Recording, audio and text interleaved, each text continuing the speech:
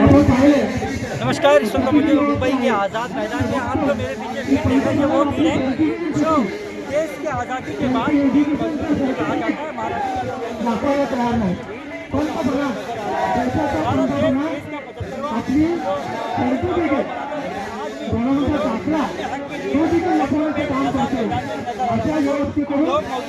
मौजूद हैं।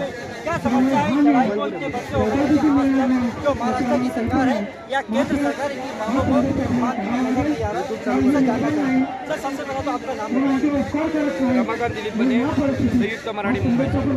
सर, क्या कहना चाहेंगे? काफी वर्षों से लड़ाई लड़ रहे हैं गिरनी कामगार मिल मजदूर, लेकिन जो लड़ाई है कहीं ना कहीं आपकी लड़ाई को यश मिलता नजर नहीं आ रहा, कामयाबी नहीं मिल रही, क्या कारण?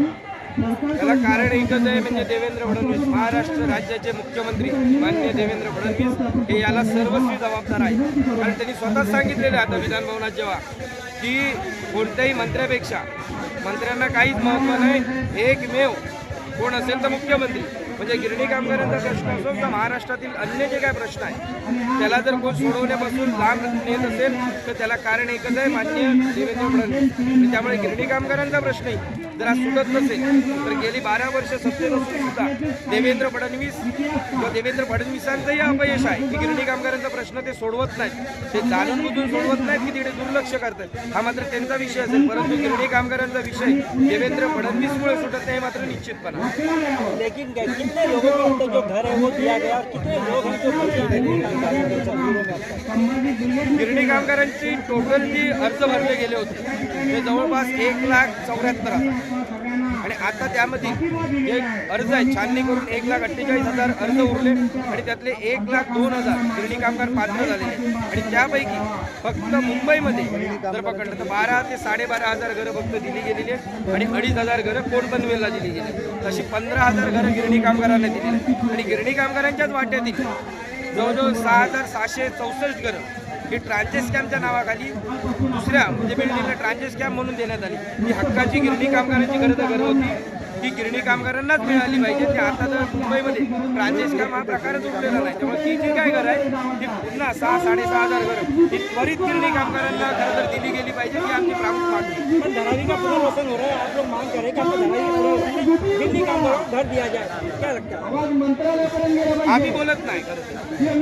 हे माननीय उपमुख्यमंत्री आणि गृहनिर्माण मंत्री एकनाथराव शिंदे साहेब यांनी जी 10 जुलैला बैठक बोलवली होती त्यामध्ये त्यांनी सांगितलं की रमाबाई नगर असेल किंवा अन्य जे काय मुंबईमध्ये मोठे प्रकल्प चालू आहेत महाराष्ट्र शासन किंवा म्हाडाचे त्यामध्ये गिरणी कामगारांना आम्ही जादाचा FSI वाढवून देऊन जेवढे जास्त पुनर्वसन मुंबईत करता येईल ते आम्ही करू आणि मुंबईतील NTCच्या ज्या जागा आहेत त्याही जागा आम्ही केंद्राकडून गिरणी कामगारांसाठी कशा मिळवता येईल याच्यासाठी प्रयत्न करू.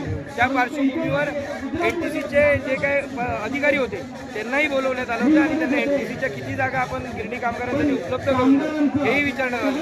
10 जुलै 2025 आज जवळपास 10 मार्च 2026 झालं, म्हणजे 9 महिने झाले. 9 महिन्यात कोणताही अहवाल NTC कडून अजून आलेला नाही ना. एकनाथराव शिंदे साहेब यानंतर त्या गोष्टीवर काय बोलते. आता ते स्वतःच त्यावेळी म्हणाले पुन्हा की मुंबईत गिरणी कामगारांना घरं देणं शक्य नाही तर आम्ही मुंबईच्या आजूबाजूला आसपासही बघतो. त्याचबरोबर देवेंद्र फडणवीसही बोलले की मुंबईच्या आसपास आम्ही गिरणी कामगारांसाठी एक प्रकल्प करू. खरं तर देवेंद्र फडणवीस यांना शेलू वागणीबद्दलच बोलायचं होतं पण गिरणी कामगारांचा रोष कुठेतरी वाढवेल आणि म्हणून त्यांनी फक्त तो आसपास हा शब्द वापरला. परंतु गिरणी कामगारांनी मात्र आता एक निश्चय केलेला आहे की खूप वर्ष गेली. आता जर तू म्हटलं की जवळपास 25 वर्ष झाली हा घराचा प्रश्न पुढे.